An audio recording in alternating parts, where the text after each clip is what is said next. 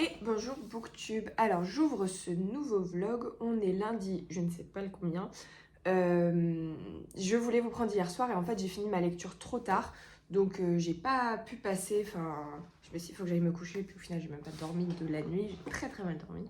C'est pas grave, je vous prends ce matin. J'ai terminé hier soir par la force des choses.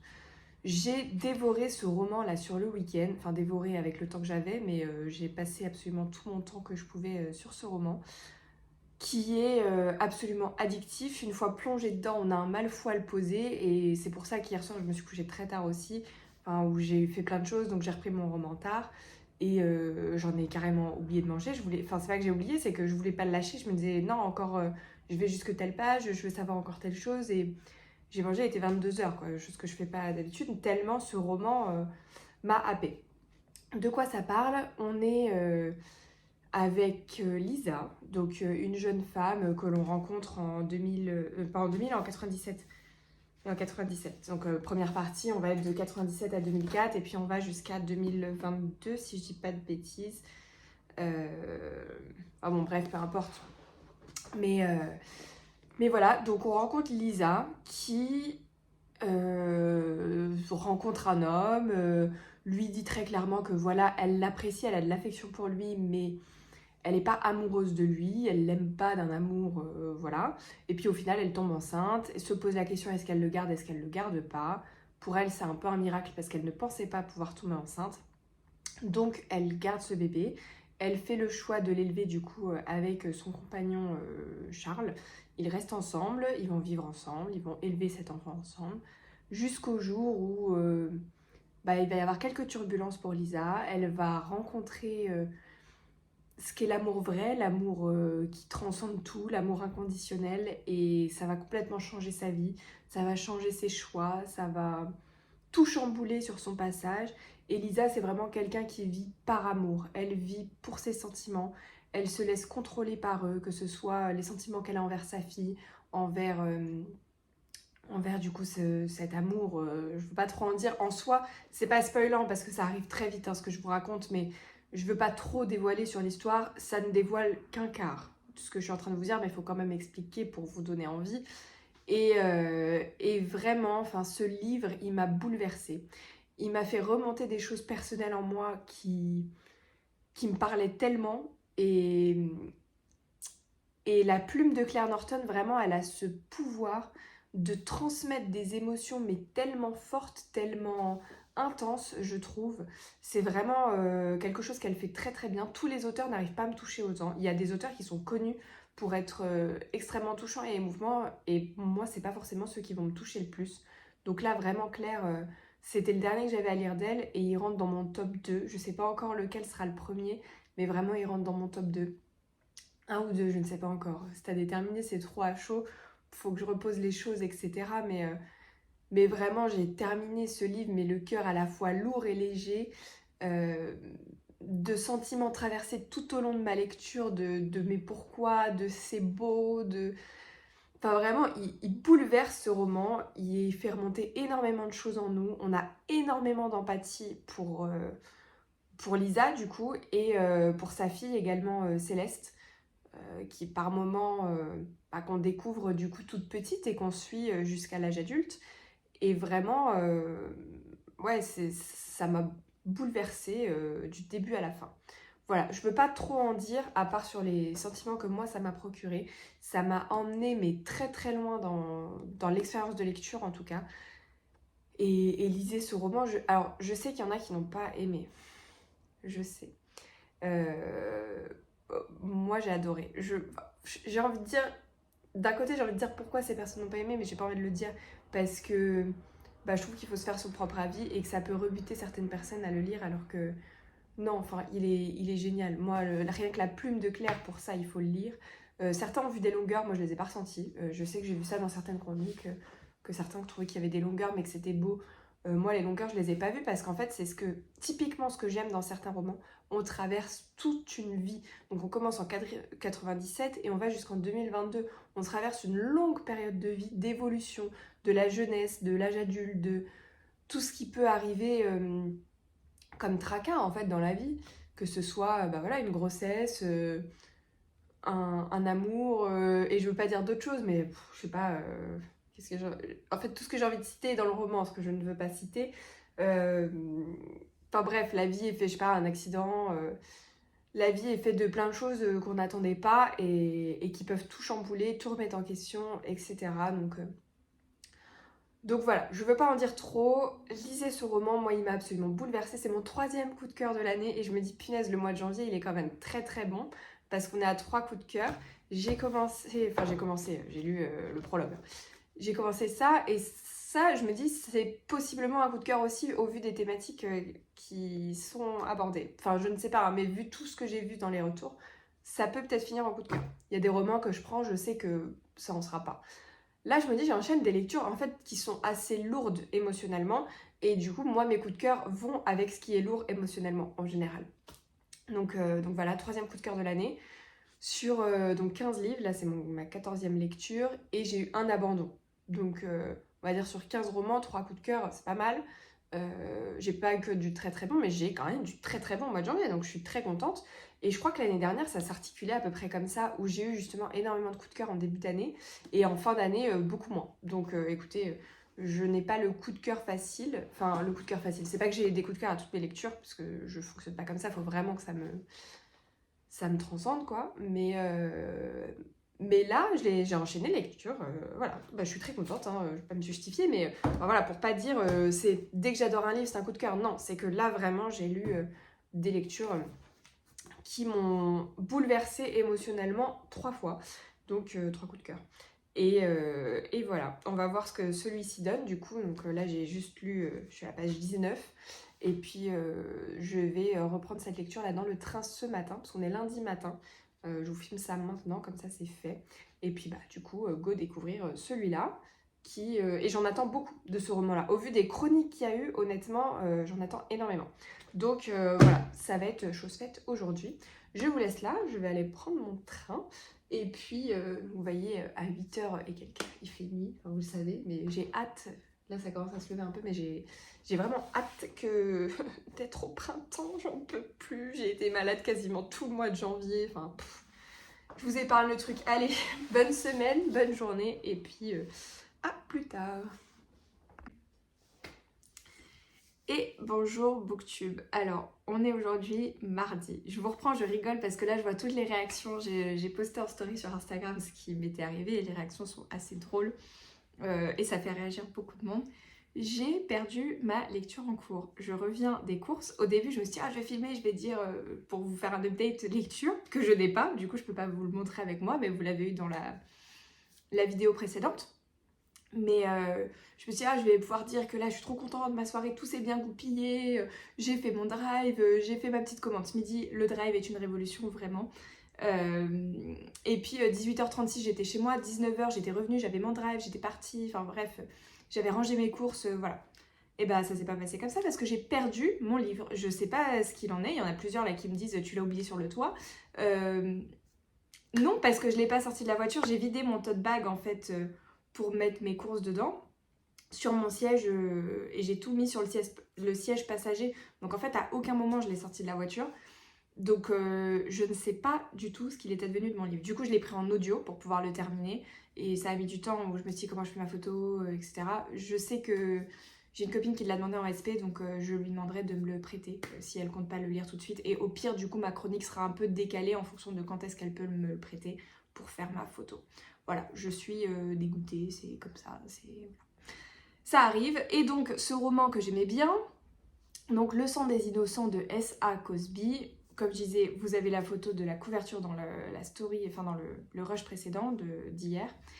J'aime beaucoup cette histoire que j'ai perdue. Donc on suit Titus qui est un jeune, non pas forcément, mais qui est afro-américain et qui est nommé shérif dans une petite ville assez raciste avec le drapeau des Confédérés qui est très présent, etc. Il y a vraiment un climat raciste vraiment du sud des États-Unis très très fort, on le ressent énormément dans le roman. Et donc pendant qu'il est nommé shérif, se produit une fusillade dans le lycée, je crois, au collège ou lycée. Je crois que c'est le lycée. Et donc un professeur est tué, sauf que c'est assez mystérieux. Par rapport au tireur, il donne une information et il dit il faut absolument que vous regardiez telle chose par rapport au prof tué. Et c'était le prof que tout le monde appréciait, etc. Et donc là, va s'en suivre une enquête avec des choses qu'on va trouver dans son téléphone, donc dans le téléphone du professeur, qui sont assez... Alors, du coup, âme sensible, s'abstenir, je suis en train de réfléchir ce que je vous dis, ce que je vous dis pas. Y a pas. Je trouve que c'est pas énormément décrit et que c'est pas très gore, vraiment. C'est plutôt un roman d'ambiance, je trouve, pour nous plonger dans ce contexte-là du sud des États-Unis. C'est pas un page-turner, c'est pas le truc qui se lit hyper vite, mais je trouve qu'il est très immersif dans l'histoire, où ça prend son temps. Et vraiment, on est dans cet États-Unis, ces États-Unis du Sud, en fait, donc voilà, j'ai hâte de savoir ce qui va advenir de cette enquête-là.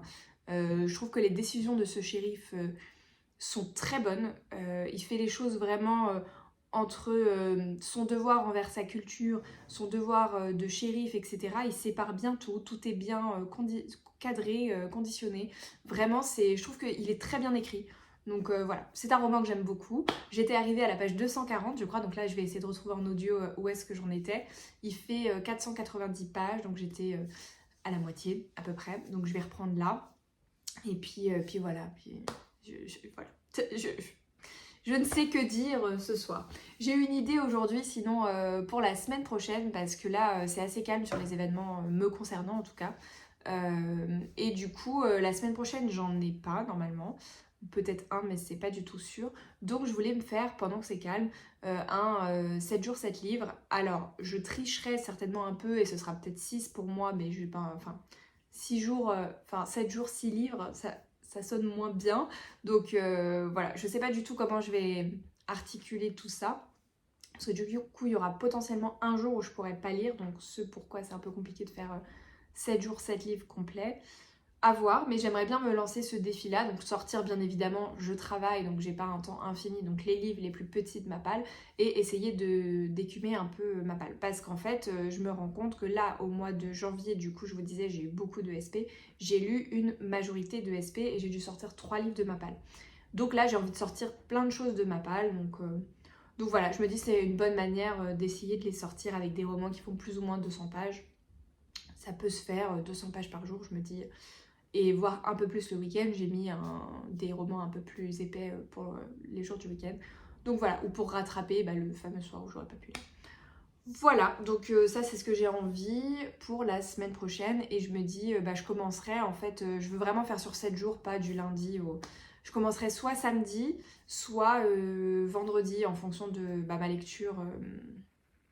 Je me dis samedi, on est le 1er février, donc ce serait bien.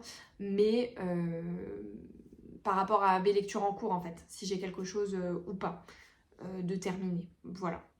Parce que ça, du coup, le Centre des Innocents, j'espérais le terminer demain parce que il me reste plus de 200 pages.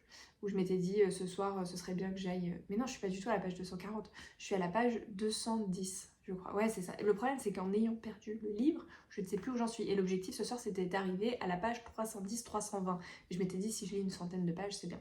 Enfin voilà, j'arrête de blablater. Ce vlog va être trop long sinon. J'en reste là pour aujourd'hui.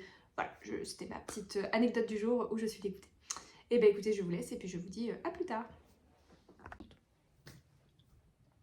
Et bonsoir, alors je vous reprends, on est mercredi, je viens de rentrer du travail, il est presque 19h, je suis éreintée, j'ai l'impression d'être lessivée, d'être passée dans une machine à laver, et presque, parce que, je suis crevée, mais en plus ce midi j'avais un déjeuner dans Paris, j'avais complètement oublié, qui était à un quart d'heure à pied du bureau, sauf qu'il pleuvait, et donc un quart d'heure aller, un quart d'heure retour, et le retour il a été extrêmement mouillé, il pleuvait beaucoup, j'avais pas de parapluie, j'avais pas de capuche.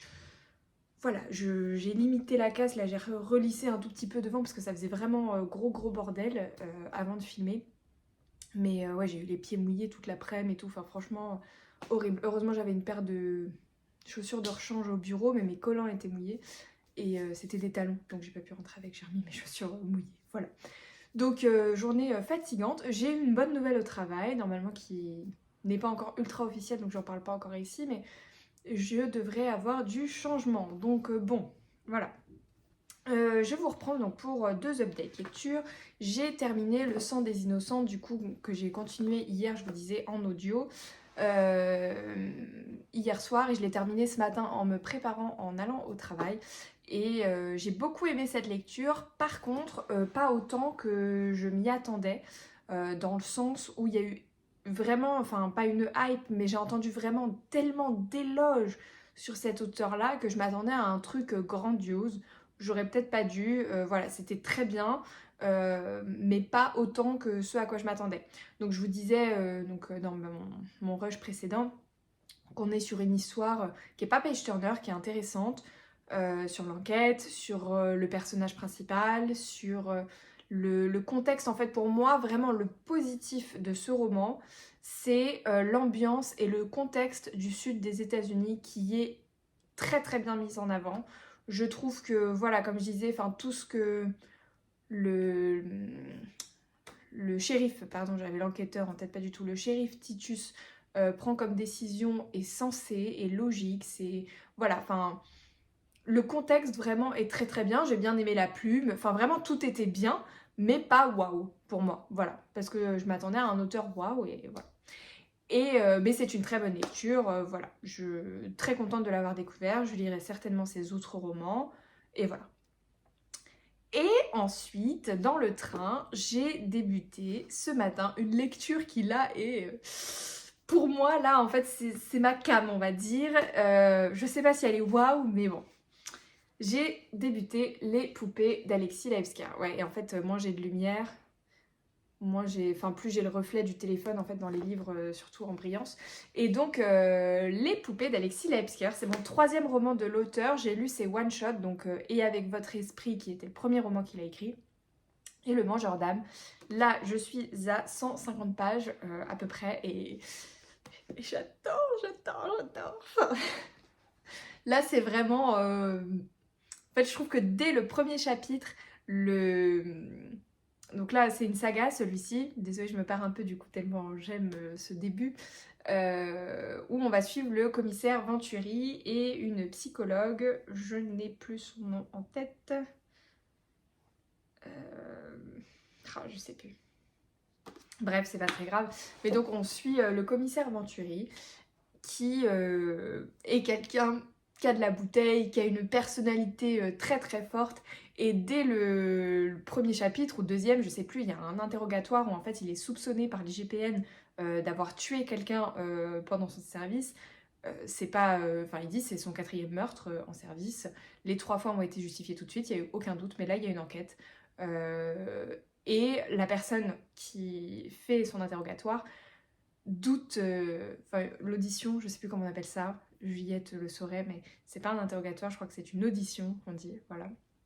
Et donc la personne qui l'auditionne euh, est beaucoup plus jeune que lui, mais elle le soupçonne, elle lui dit je sais que vous me mentez, vous êtes en train de me raconter n'importe quoi.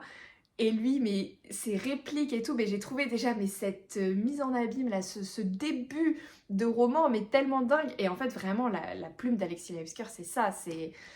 Je trouve qu'il nous plonge dans son univers, et vraiment, enfin moi, il me prend comme ça, il me met dans l'histoire et je suis à fond. Et j'adore ces personnages qui ont du caractère. Je trouve que ça marche totalement. Enfin, pour le polar, c'est génial. Du coup, là, je me dis, mais j'ai qu'une hâte, c'est de lire celui-là et de lire la suite parce que je sens que le commissaire Venturi, je vais l'adorer. Et donc là, il est, donc, comme je disais, soupçonné par l'IGPN de ne pas avoir été très réglo et que ce meurtre n'était pas forcément justifié. Et donc ensuite, il est appelé sur une enquête. Pourquoi lui, alors que justement il est soupçonné, c'est expliqué. Et on se dit, bah, c'est lui qui va nous aider sur cette affaire-là. Il travaille conjointement avec une psychologue, j'aime beaucoup, parce que du coup, on est sur un point de vue qui alterne entre Venturi. Alors, c'est pas de la première personne du singulier, c'est un narrateur externe qui nous dit, voilà, enfin, ou qui nous montre la facette Venturi, la facette psychologue. Il y a une histoire de voyance aussi que j'ai beaucoup aimée. Surtout la chute de cette histoire-là, de qu'est-ce qui est vrai, qu'est-ce qui est faux dans cette voyance-là. Enfin, vraiment, j'adore, une ambiance voilà, qui est top. Et voilà, hâte de continuer ce soir, je pense que je vais le dévorer. Voilà. Et ensuite, du coup, hier, je vous disais que je voulais me faire un challenge 7 jours, 7 livres. Malheureusement, je pense que je vais pas le faire tout de suite parce que j'ai eu une info aujourd'hui, et hier, donc déjà c'est sûr, j'ai une soirée la semaine prochaine, peut-être une deuxième, et si c'est le cas, en plus, du coup, j'aimerais lire un roman pour chacune de ces soirées. Il y en a une où dans mon 7 jours 7 livres ça passait, l'autre il fait plus de 500 pages, donc mon 7 jours 7 livres ça marchera pas avec en plus de soirs où je peux pas lire dans la semaine. Donc écoutez, à voir si j'arrive, en fait je voudrais, là le bouquin du coup j'en ai acheté un parce que j'avais pas dans ma palle. C'était une autrice que je voulais absolument lire mais que j'avais pas encore acheté parce qu'à chaque fois que je veux l'avoir en salon, soit elle était pas dispo, soit il y avait plus de livres, soit voilà. Donc là je l'ai acheté, j'ai commandé, je fais une petite commande de livres qui va arriver samedi et donc elle arrive un peu tard. Et voilà, enfin je vais essayer au pire de le lire en une journée mais en alternant audio et papier. Peut-être que je peux faire ça ce week-end et du coup ça me fera un jour. Si j'arrive à faire ça, peut-être. Voilà, écoutez, we'll see comment tout se goupille. Et je pense que celui-ci, il est terminé demain. Et j'aurais voulu enchaîner du coup avec celui que j'ai commandé. Mais du coup, il ne sera pas arrivé. Merci Amazon. Parce qu'en fait, j'ai fait une commande du coup pour avoir les frais de port là à 36. Je remplis mon panier au fur et à mesure. Et je commande quand j'ai atteint les 36 €. C'est le cas depuis un bout de temps. Là, j'ai rajouté celui-ci aujourd'hui. J'ai passé ma commande et en fait, il y en a un, ils auraient dû tous arriver demain. Sauf qu'il y en a un qui est justement, je disais que je voulais découvrir les éditions Hurlevent, donc je m'en suis acheté un. Sauf que celui-ci, des éditions Hurlevent, bah, du coup, il est disponible que le 1er février. Du coup, il m'envoie tout le 1er février. Et je m'attendais pas forcément à ça. Je m'étais demandé justement comment ils envoyaient, si c'était en 2 colis séparés ou pas. Et en tout cas, sachez que bah, voilà, si vous le faites, ils envoient tout en même temps, c'est pas en colis séparés. Donc si j'avais su celui que je veux lire là rapidement, je l'aurais pris chez Cultura en click and collect en fait. J'aurais pas pris sur Amazon, je pensais qu'il allait arriver demain. Tant pis, écoutez, on verra. Et puis au pire, je commencerai comme je vous dis. Je crois que j'ai vu qu'il était dans l'abonnement Kindle aussi. J'ai les codes d'une copine sur l'abonnement Kindle. Donc au pire, je le commencerai sur la Kindle pour avancer vite. En plus, j'ai des conneries. Non, je vais lire le Lord Rollier d'abord. Et après, je lirai l'autre au pire. Comme ça, Lord Rollier, je le fais sur vendredi, samedi. Parce que vendredi, je pourrais pas lire forcément beaucoup. Parce que je suis sur site et que j'ai danse le soir, donc c'est pas le soir où je lis le plus, forcément, parce que quand je rentre, j'ai la fatigue de la semaine, de la danse, et je suis un peu moins concentrée du coup, et je me couche plus tôt. Enfin, pour un vendredi soir, je me couche assez plus tôt, quoi. Donc voilà, écoutez, on verra comment ça se goupille, mais en tout cas pour l'instant c'est celui-ci, probablement Lord Rollier derrière, et voilà. Bah écoutez, je vous dis à plus tard, ciao.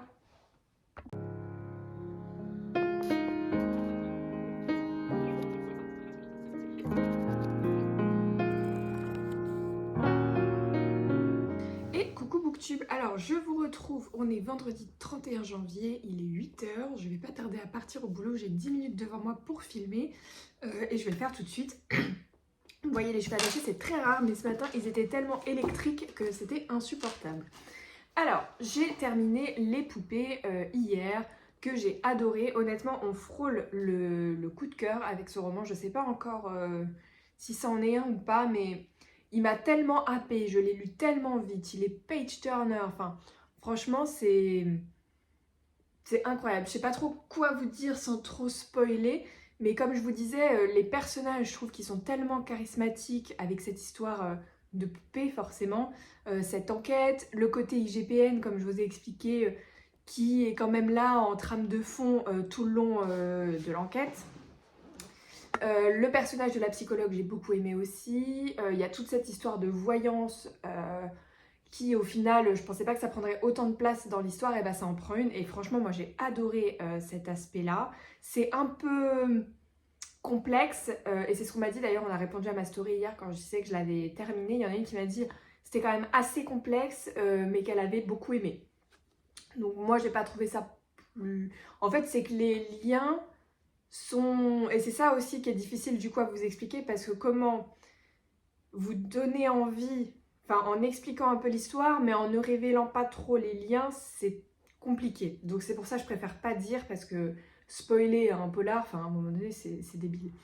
Voilà, donc en tout cas, je vais pas en dire beaucoup plus, parce que comme je dis, je ne veux pas spoiler, mais lisez-le si vous aimez les polars avec des personnages ultra charismatiques, quoi. Moi, c'est ça que vraiment j'ai adoré. Et puis les dialogues d'Alexis Laïsker sont top. Enfin, ça me fait un peu penser, alors différemment, mais à Olivier Norek, ou les derniers, là, j'avais lu sur...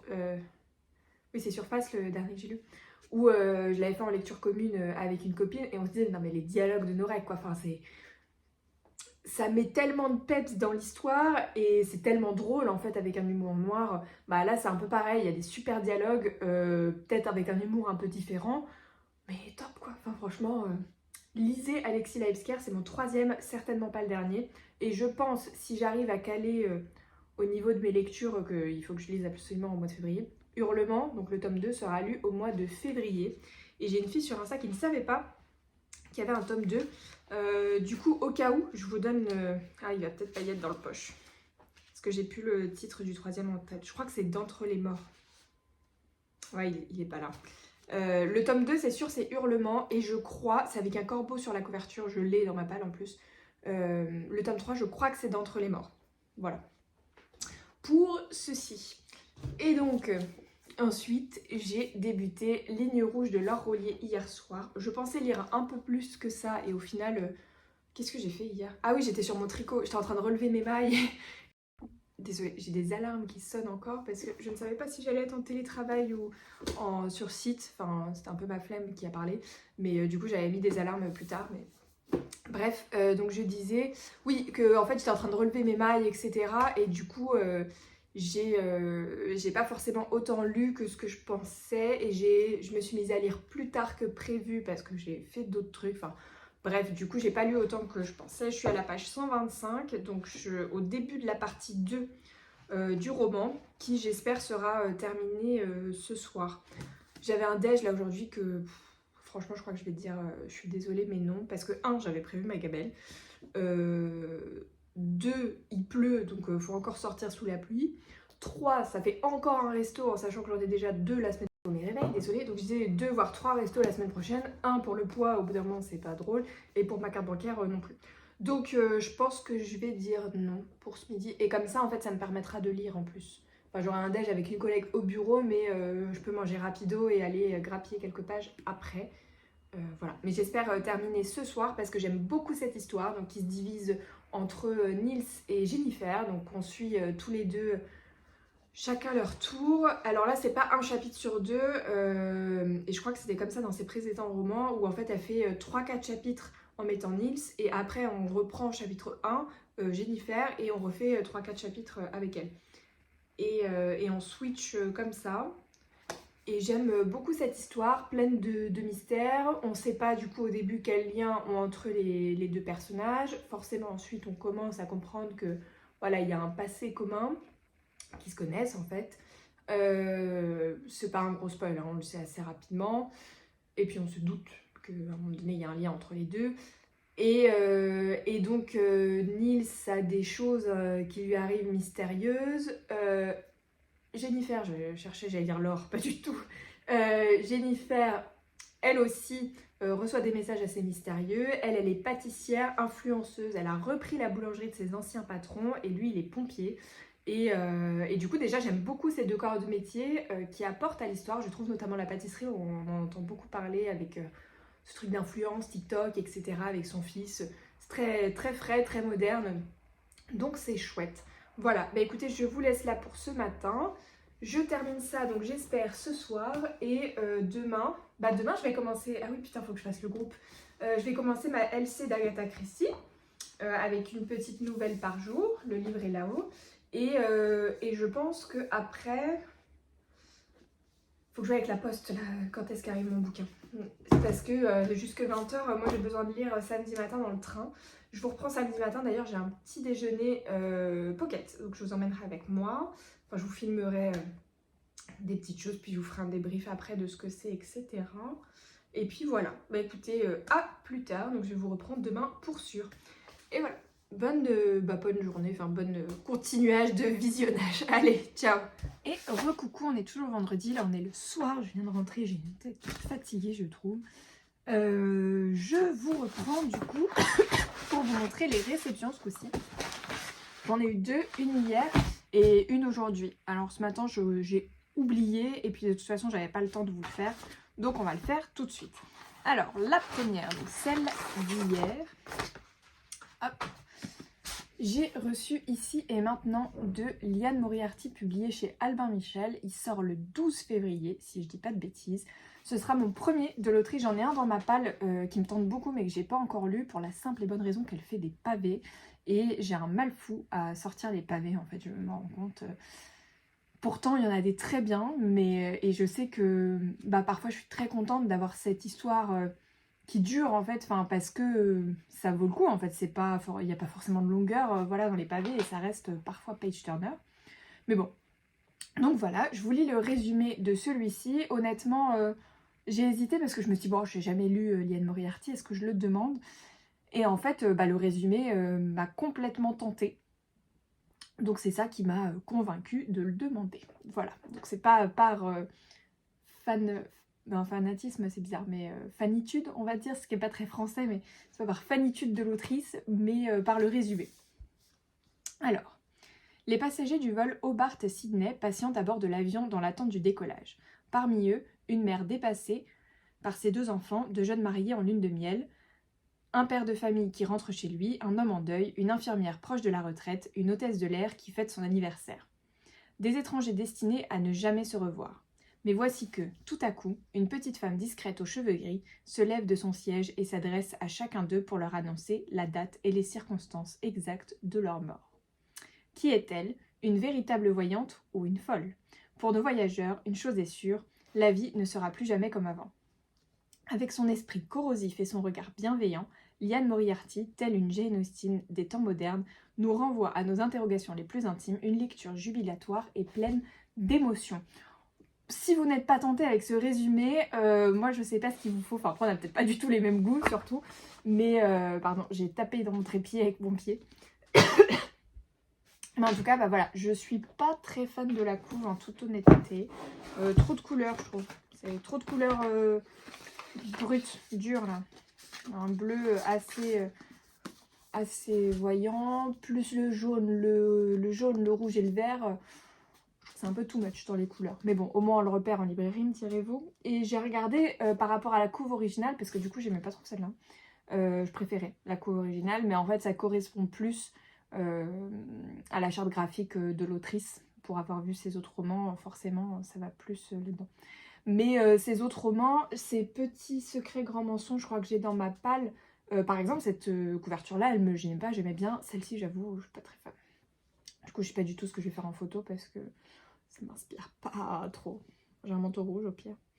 Enfin voilà, donc hâte de découvrir ce petit pavé qui fait 570 facile. Ouais, 500... Alors attendez, il y a l'épilogue. Je vais le poser, ça sera plus simple. 571 pages pour les remerciements. Écoutez, je pense que ça va être pas vaste quand même parce que... Voilà comment c'est écrit. Les pages sont assez larges, quoi. Donc 571 pages en poche, à mon avis, on est sur un 650 pages. Voilà, mais en tout cas, très hâte de découvrir. Ça sera fait au mois de février. Et donc aujourd'hui, m'attendait dans la boîte aux lettres. Celui-là, je l'ouvre avec vous. Ça me vient des éditions L'Archipel. Et en fait, L'Archipel, quand ils nous envoient les romans, je me dis mon facteur, du coup, il sait tout. Parce qu'ils mettent notre pseudo sur l'envoi. Avec le http instagram.com les livres d'Inès.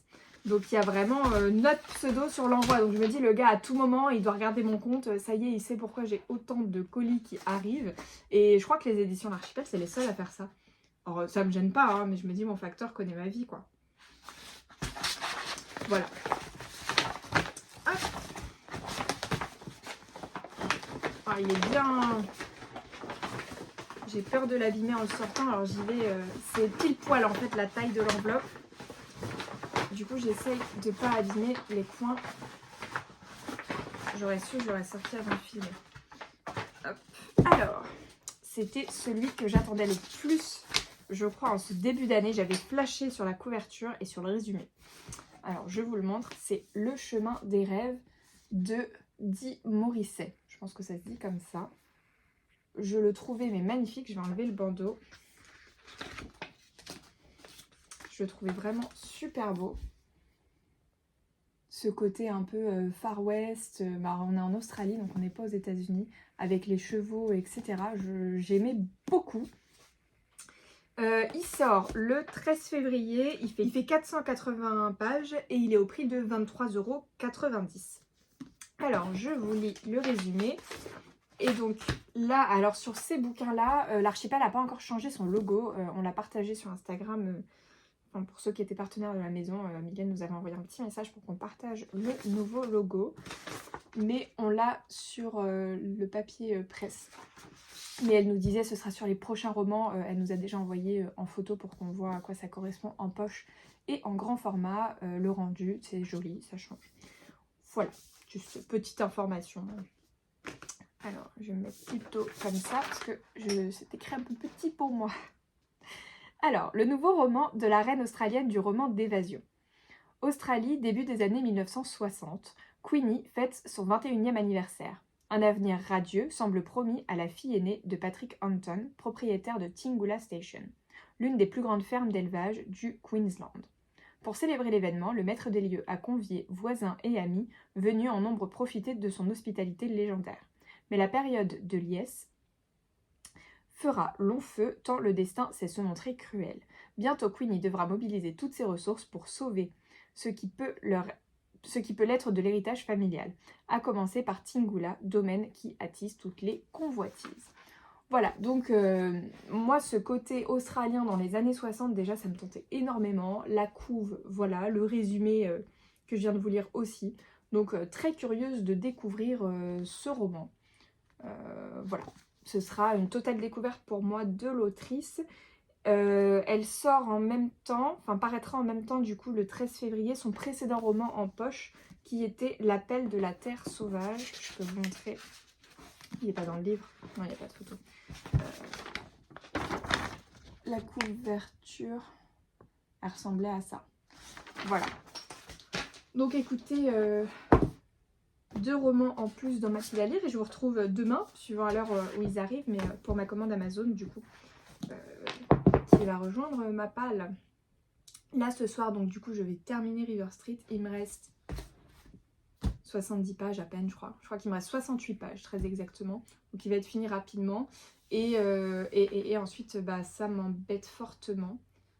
Parce que le livre que je veux commencer pour l'événement la semaine prochaine, je ne l'ai pas reçu, du coup. Soit je commence en audio, parce que j'ai vu qu'il était sur Nextory, parce que j'ai un abonnement Nextory. Soit je le commence en audio, mais j'avais envie de lire lire en papier ce soir, pas forcément en audio. Donc ça m'embête. Et je veux pas commencer autre chose parce que demain j'ai la LC Agatha Christie qui commence. Du coup on est 2. Parce que la 3e qui m'avait dit oui, s'est désistée en fait. Donc c'est pas très grave. Mais voilà, donc en fait si j'en commence un autre ce soir, j'aurai jamais le temps de le finir et ça va être compliqué. Donc je veux pas faire ça. Voilà, écoutez, c'est tout pour moi. Je vous laisse et puis je vous dis à demain. Je vous retrouve du coup pour le petit déjeuner Pocket. Voilà, à plus tard, bonne soirée. Bonne soirée, vous avez compris quoi.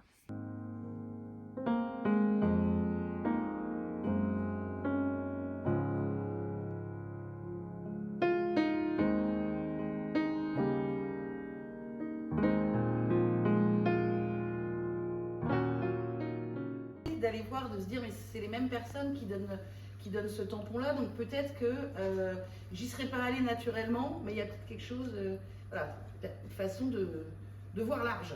Encore de l'émotion avec cette sortie chez Pocket. Là aussi vous voyez la couverture est très différente, elle me plaît beaucoup également, donc on a vraiment l'impression que c'est une renaissance aussi pour ce livre. Oui, la Grande Motte, en fait je suis partie de ce coup de foudre pour cette ville. C'était un souvenir d'enfance me concernant. J'ai pas du tout passé tous mes étés à la Grande Motte. C'est arrivé une fois ou 2 dans mon souvenir. Mais c'était vraiment un très rapide passage et j'étais restée marquée par cette architecture qui est très atypique, qui aujourd'hui a le vent en poupe, mais c'est très récent. Avant, elle a été beaucoup décriée cette ville. Mais il y avait une unité architecturale et j'avais vraiment envie de la revoir. Et quand j'y suis retournée, je me suis dit c'est là que mon premier roman va se passer. C'est vraiment le point de départ. Donc il faut la considérer comme un personnage dans l'histoire.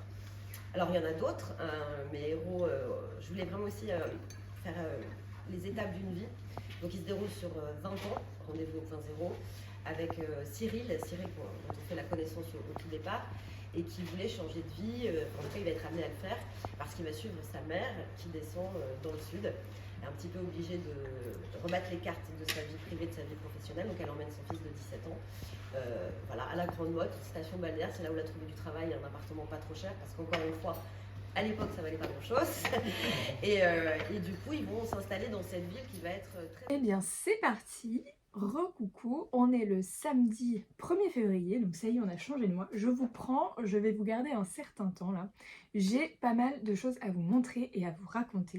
Je viens de rentrer là du coup de Paris, et dans ma boîte aux lettres, j'avais tout ça. Donc il y a ma commande Amazon et j'ai reçu 2 SP. J'ai juste ouvert les paquets pour éviter de faire trop de bruit pendant la vidéo parce que j'ai vu que ça faisait un peu de bruit.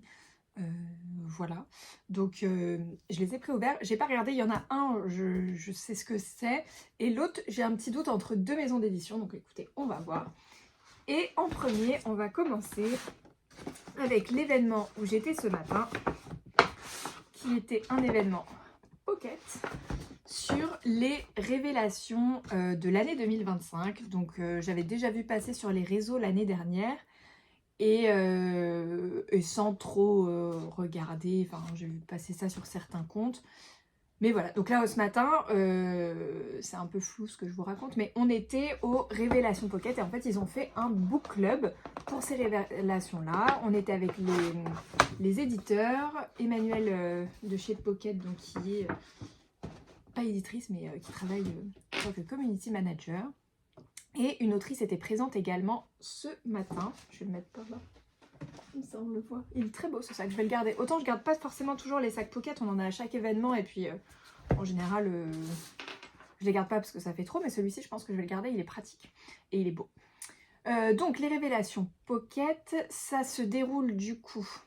Je sais pas par quoi commencer pour vous l'expliquer. Déjà, à quoi ça correspond? Alors en fait, c'est les éditeurs qui font un choix parmi toutes les parutions. Ils nous ont expliqué, enfin c'est un choix qui est quand même très très complexe, parce que ils font des paris.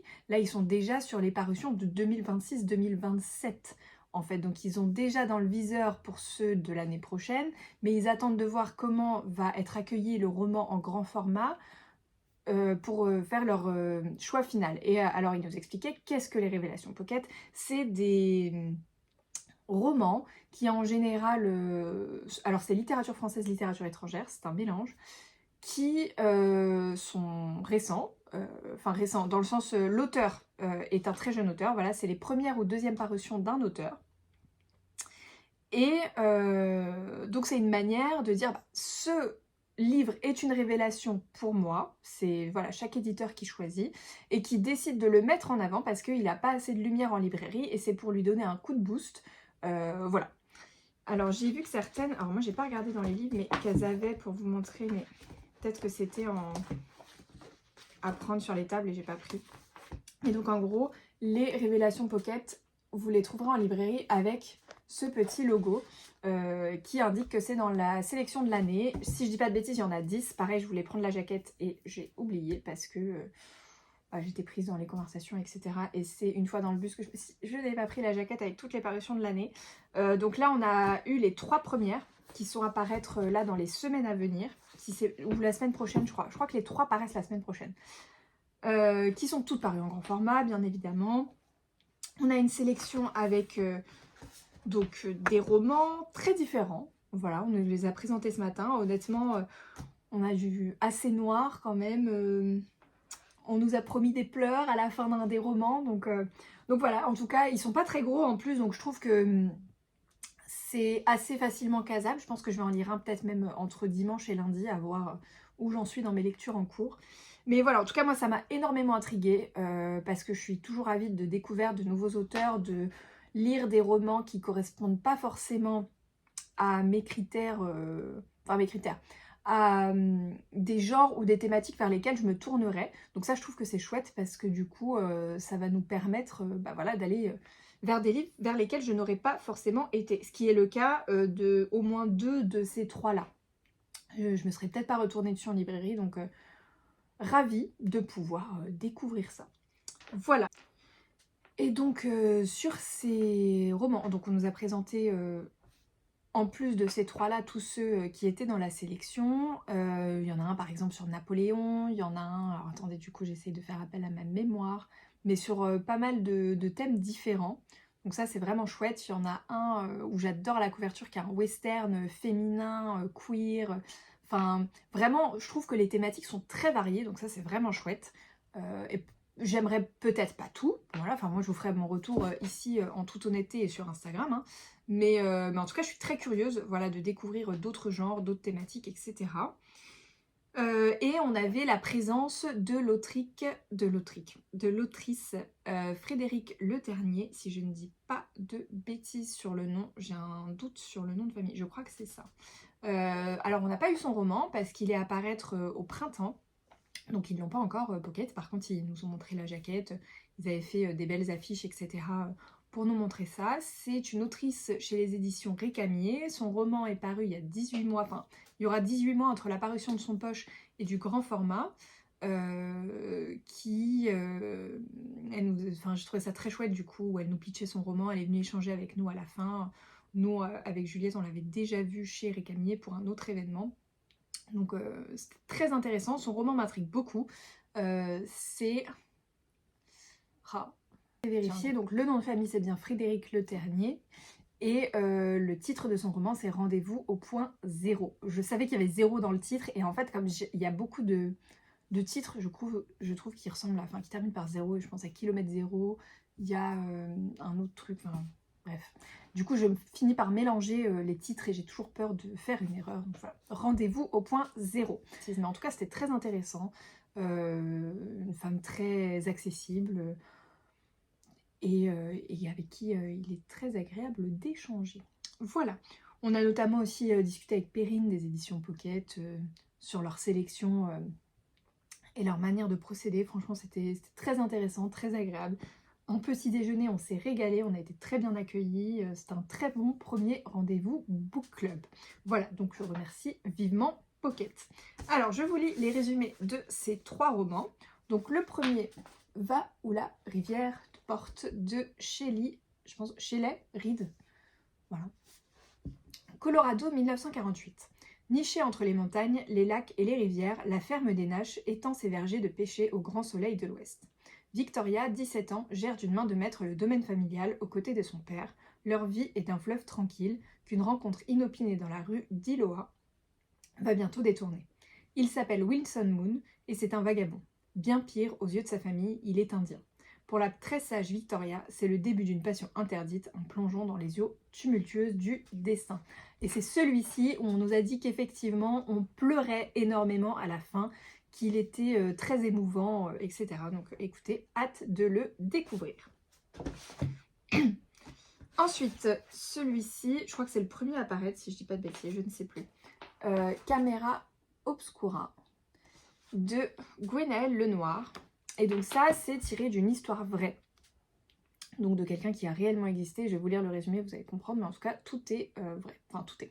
C'est romancé, mais l'histoire du personnage est réelle. Quand l'enfer ouvre ses portes, rares sont ceux qui osent le regarder en face. Le photographe est de ceux-là. À l'hôpital militaire où il travaille, 4 corps arrivent un jour, horriblement mutilés. Il doit en tirer les portraits, suivre le protocole officiel. Bientôt, d'autres cadavres s'amoncellent. Comment garder le silence quand un tyran s'en prend si violemment à son peuple? Comment se dresser face au régime sans mettre en danger sa famille? Précipité dans la chambre obscure, celle où se développe la terreur, le photographe s'en fait l'archiviste, mais aussi le résistant le plus efficace, honorant la mémoire des morts jusqu'au bout du sacrifice. Alors celui-ci, du coup, je pense qu'il est difficile. Après, ils nous ont dit que c'était pas, je crois, dans la description, et que voilà, enfin, les photos, du coup, existent vraiment. Le photographe existe et on peut les trouver. Mais elle disait que justement, elles n'étaient pas toutes évidentes à voir dès le matin au petit déjeuner. Parce que voilà, c'est très très difficile et ça montre une réalité qui existe encore malheureusement aujourd'hui.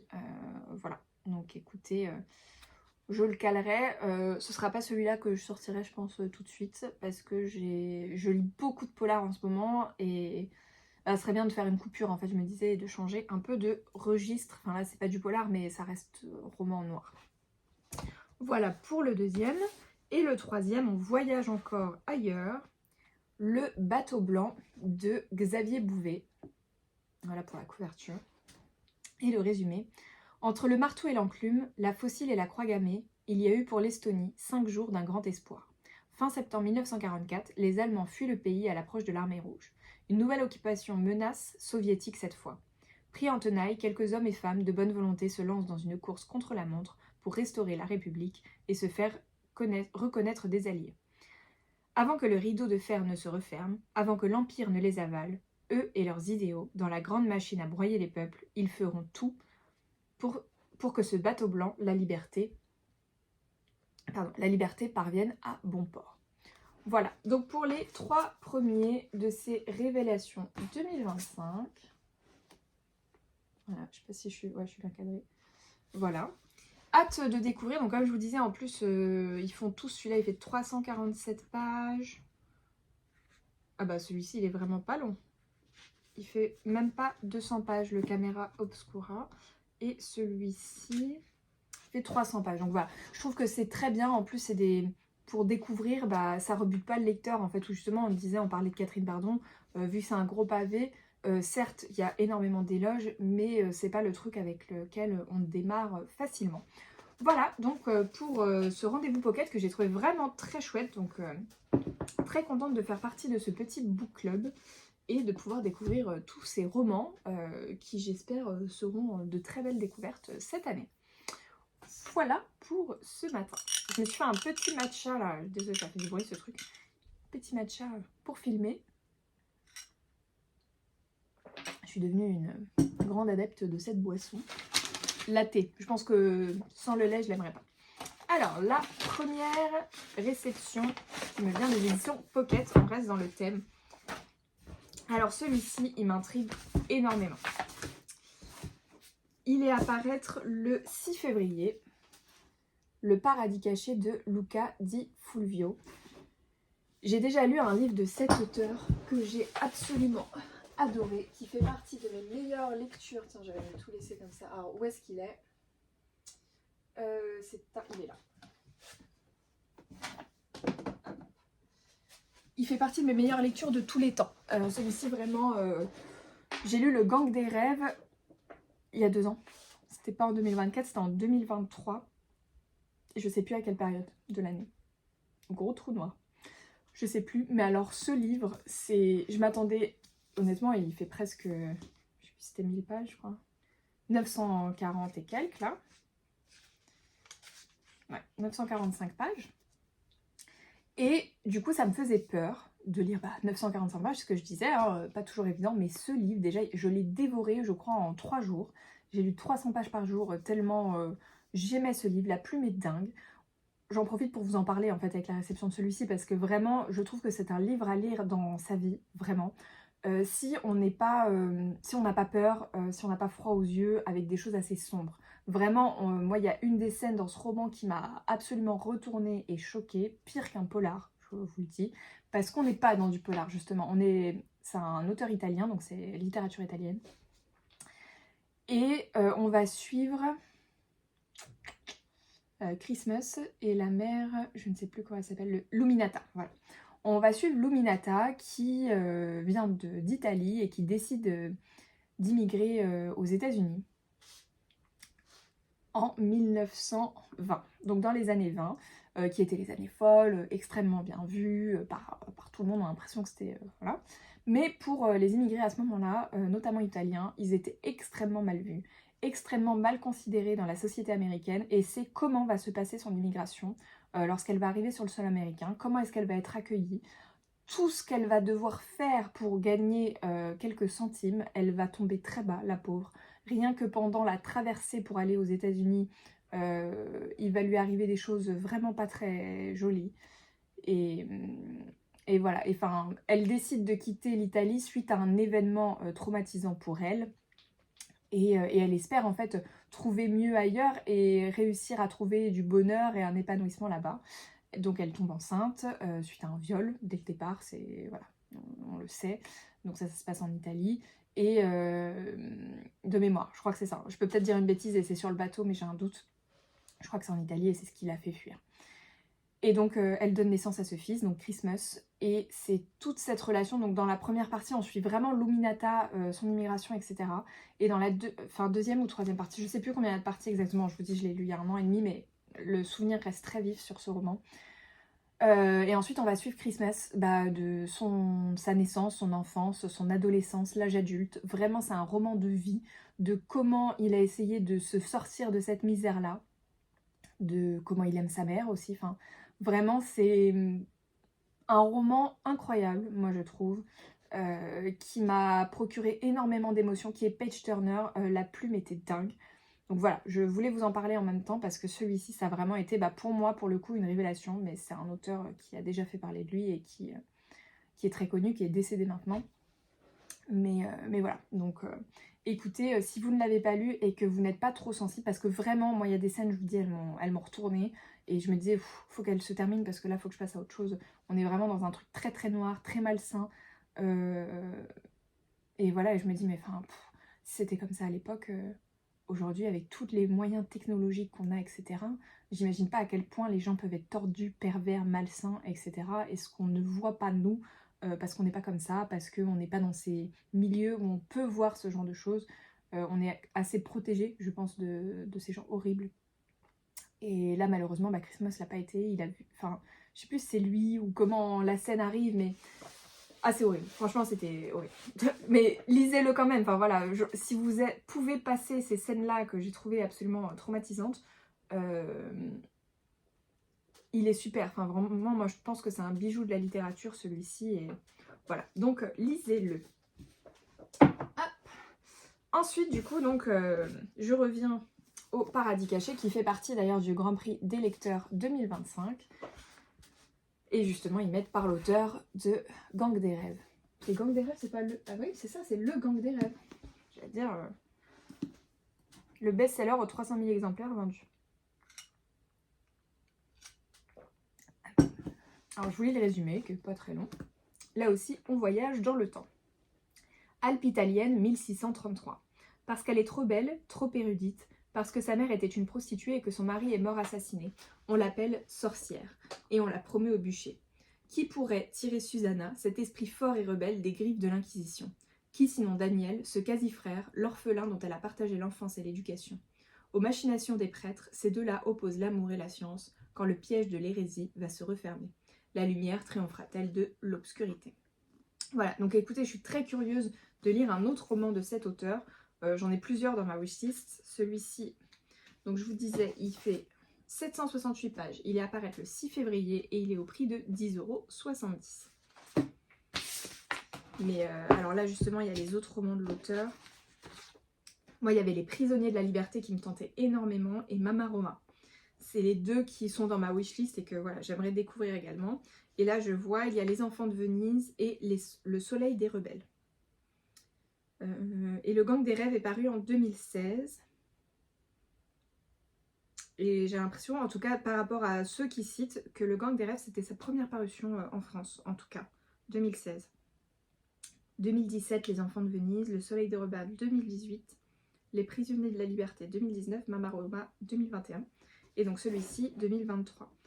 Et il est décédé, l'auteur, en mai 2023. Donc il est sorti. Ah oui, ça, excusez-moi, il y avait le batterie, enfin que j'ai plus de batterie. Je l'ai chargé avant de filmer, mais il me restait pas grand-chose en rentrant. Donc je vais pas trop traîner. Ensuite, la parution où je ne sais pas ce que c'est, j'ai un doute, j'hésite entre deux. Ouais. C'est celui-ci. Hop. J'ai reçu Antoine, un fils aimant de Sandrine Cohen. Celui-ci, je l'avais repéré, je l'avais mis dans ma wishlist. J'étais très curieuse de le découvrir et j'ai été contactée par la maison d'édition cette semaine qui m'a proposé de le recevoir. Donc très contente. Donc il est publié chez Belfond. Donc c'est mon 3e en plus en noir comme ça va me faire une étagère pareil Belfond au fur et à mesure. J'en ai 2 dans ma palle. Il fait 380 pages et quelques. Et son premier roman est déjà sorti en poche. Celui-ci, je sais pas le titre. Une criminelle ordinaire. Rosine, une criminelle ordinaire. et qui a été apparemment Grand Prix de littérature policière en poche chez J'ai lu. Ouais. Et apparemment, il a eu un très bon succès. C'était écrit là, en 2021. Ah oui, donc il y a un peu d'écart entre le premier et le deuxième. Je vous lis le résumé qui, moi, m'intrigue fortement. À 17 ans, Antoine Durand est un lycéen brillant, sans histoire, qui grandit dans la banlieue huppée de Meudon. Jusqu'à ce dimanche de février où, dans la cuisine, Antoine pointe un fusil de chasse sur son père. Pour le braver, le faire rire, mais l'arme est chargée et le coup part. Xavier Durand meurt sur le coup. Enquêtrice de personnalité, Clélia Rivoire se charge du dossier. Son travail, retracer la trajectoire de vie du prévenu, comprendre les raisons de son passage à l'acte et apporter des pièces au dossier en vue du procès. Mais le garçon est un roc, aucune émotion, un discours maîtrisé et une fine connaissance du système judiciaire français. Que cache son arrogance? Pourquoi refuse-t-il la main tendue de Clélia? Écoutez, moi, ça m'intrigue énormément, ce côté... Enfin voilà, je trouve qu'il y a énormément de mystères, de comprendre pourquoi, comment, comment il en vient à rigoler avec une arme, et puis qu'est-ce qui s'est passé? Est-ce que c'était intentionnel? Est-ce que ça ne l'était pas? Voilà, moi ça m'intrigue beaucoup, et les trucs comme ça au sein d'une famille... ça m'intrigue à chaque fois. Donc voilà pour celui-ci. Donc ça me fait un plus 5 dans ma palle. Mais c'est pas tout. Parce que bien évidemment, il y a ma commande. Ma commande Amazon que j'attendais avec grande impatience. Je l'ai ouvert de l'autre côté, oui. Bon là du coup je sais ce qu'il y a dedans. Je vais tout sortir et je vous montre ça tout de suite.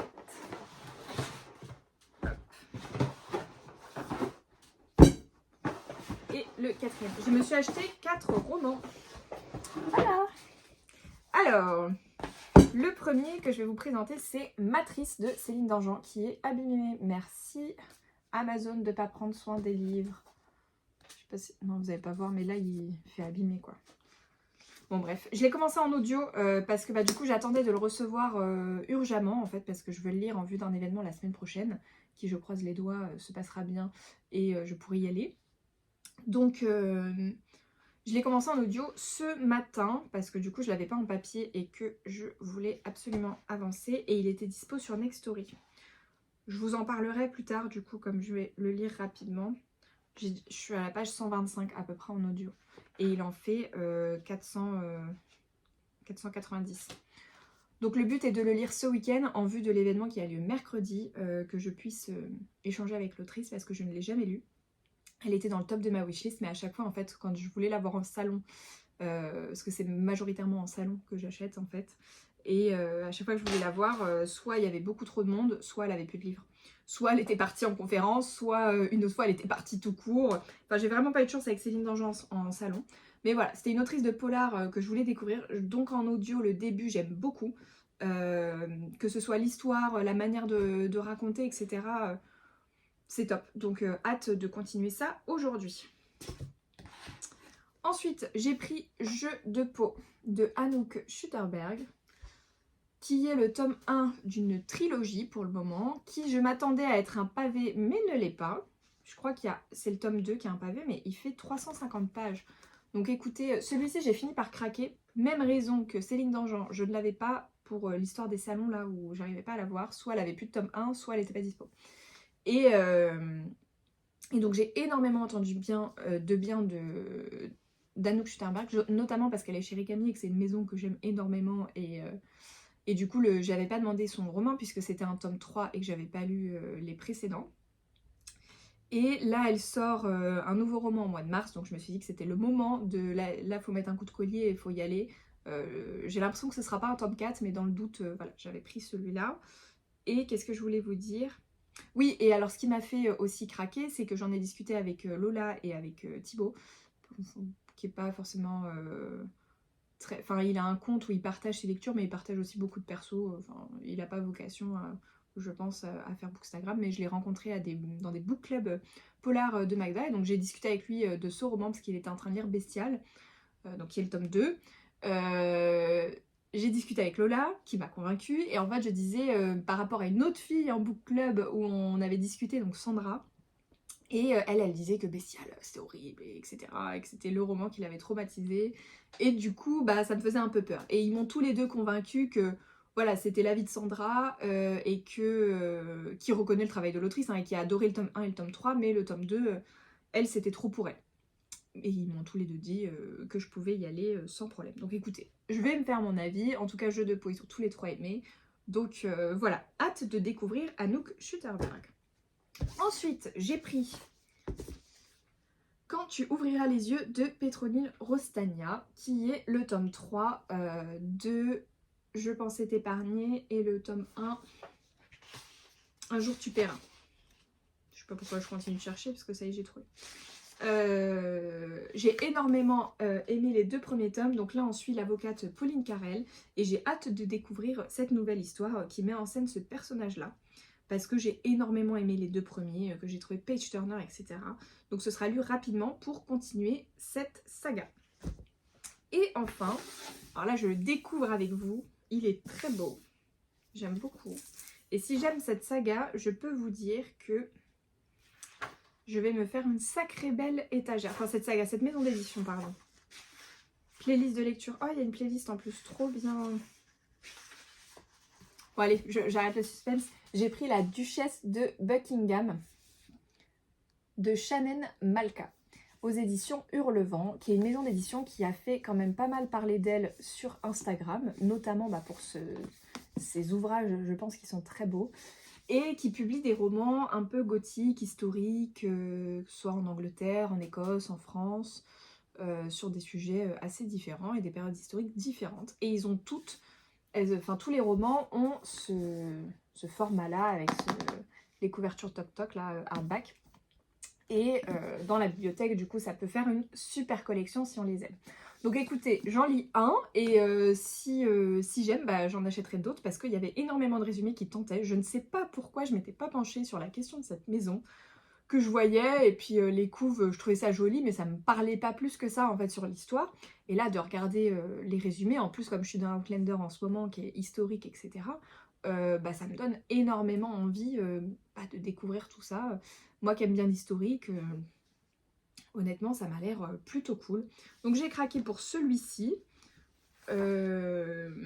qui j'avais mis une story, vous savez, je sais pas si vous me regardez sur Instagram, mais en disant par lequel me conseillez-vous de commencer si vous avez déjà lu cette maison d'édition là. Et j'avais fait du coup des petites croix de combien de fois j'ai eu tel roman, pardon. Et celui-ci, c'est celui qu'on a eu le plus, 4, avec un autre, j'ai plus le titre en tête, mais que m'avait conseillé chaudement Cécilia, et je voulais son conseil à elle, en fait, particulièrement, parce que je sais que c'est une maison qu'elle aime beaucoup, et puis j'apprécie les retours de Cécilia, et je lui fais assez confiance. Mais en fait, celui qu'elle m'a proposé, il faisait plus de 700 pages. Et je me suis dit, ah ouais, mais là, commencer une découverte de maison d'édition, comme je disais... moi les pavés ça peut me rebuter un peu, donc je vais déjà découvrir avec un roman plutôt intermédiaire. Il fait 460 pages, donc c'est quand même un peu plus raisonnable. Je vous lis le résumé du coup pour... je vous le lis ou pas, parce que j'ai pas lu les autres, c'est pas très équitable. Non, alors je vais pas vous le lire. De ce que j'ai compris, alors on est en Angleterre en 1841 à Buckingham Palace. Je vais vous lire là le petit... voilà. Parce que j'ai pas, je vous dis, je viens de la recevoir, donc j'ai pas relu les résumés. À la croisée de Downton Abbey et la chronique des Bridgerton, j'ai beaucoup aimé les 2 séries, la duchesse de Buckingham nous offre une véritable plongée au cœur de la cour de la reine Victoria, aux côtés d'une héroïne forte et dévouée. Voilà, ça, moi, ça me donne vachement envie de découvrir. Donc écoutez, ce sera chose faite, j'espère cet hiver. Voilà, j'ai pas envie de faire trop traîner, parce que si j'aime, j'aimerais découvrir vraiment la maison. Avec un autre ouvrage, peut-être un tous les trimestres, et du coup me faire une jolie collection. Mais le but c'est pas de les acheter pour les laisser dans la palle, donc voilà. Donc écoutez, je vous disais on est à plus 5, et bien nous sommes à plus 9, voilà. C'est bien le samedi, hein. J'ai failli aller chez Gibert, parce que l'événement qu'on avait ce matin était juste à côté de Gibert, et en plus mon bus, je suis passée devant Gibert Joseph, le grand à Saint-Michel, là. J'ai résisté fortement. Et donc voilà mon plus 9 du jour. Mais bon, Celui-ci, je l'ai déjà commencé. Il est terminé ce soir ou demain. Et j'ai également commencé ce matin les nouvelles d'Agatha Christie, Une idylle fatale. J'ai lu l'introduction et la première nouvelle, du coup pendant mon trajet ce matin. Je trouvais l'introduction très chouette parce que c'est un extrait de l'autobiographie d'Agatha Christie, que je compte pas forcément lire, mais d'avoir cet extrait pertinent forcément avec ces nouvelles-là. Je trouvais ça très intéressant sur ces hommes qu'elle a failli épouser et à qui elle a rendu service en ne les épousant pas. Voilà, je trouvais ça intéressant et marrant et qui démontre un peu le caractère d'Agatha Christie. Et puis j'ai lu la première nouvelle qui met en scène Hercule Poirot. Voilà, bah écoutez, je suis très contente de retrouver la plume de l'autrice. Et je vais continuer donc Matrice de Céline Dangean. Là je vais partir pour le montage de ce vlog et j'aimerais bien faire 2-3 trucs pour Insta, mais est-ce que je suis épuisée en fait, enfin, j'ai un coup de fatigue, j'ai très mal au dos là. Voilà, je ne vais pas vous raconter mes déboires, mais voilà, donc j'espère lire et me poser rapidement, mais j'ai quelques petites choses à faire. Voilà, bah écoutez, j'espère que ce vlog vous a plu. Je pensais qu'il serait plus court que les autres, mais je pense qu'avec ce que je viens de rajouter aujourd'hui, bah il se fera la même durée. Et puis bah, je vous dis à la semaine prochaine, passez une bonne semaine, n'hésitez pas à venir en commentaire discuter ce que vous pensez, bah, je sais pas, par exemple des révélations, des romans que j'ai lus cette semaine, si vous les avez lus, si ça vous tente, si voilà. Je suis toujours ouverte à la discussion, à mettre un petit like pour me soutenir, et puis on se retrouve bientôt. Voilà, sur Instagram si vous êtes dessus très rapidement, et sinon la semaine prochaine sur YouTube. Voilà, très bon dimanche, bonne semaine, et à plus tard. Ciao!